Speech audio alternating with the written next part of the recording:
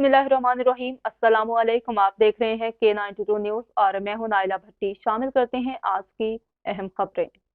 कराची से खबर शामिल करते हैं। रिपोर्ट कर रहे हैं आरिफ सदीकी से। रुकन सिंध असम्बली अदील शहजाद में एडमिनिस्ट्रेटर बल्दिया गरबी सैयद शबीउल हसन और साबिका यूसी चेयरमैन के हमरा निकासियाब की सूरत हाल के हवाले से औरंगी यूसी 22 के मुख्तलिफ इलाकों का दौरा किया।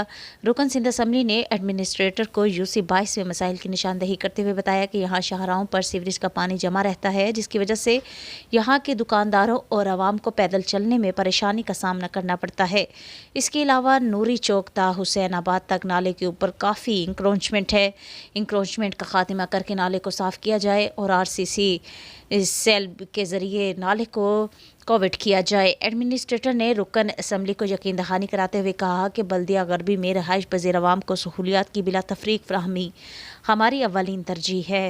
बल्दिया गरबी के तमाम इलाकों में नकासियाब के हवाले से काम जारी है। अवामी शिकायत पर मुख्तलिफ मकामात पर गटर लाइनों की सफाई और छोटे बड़े नालों की सफाई का अमल जारी है।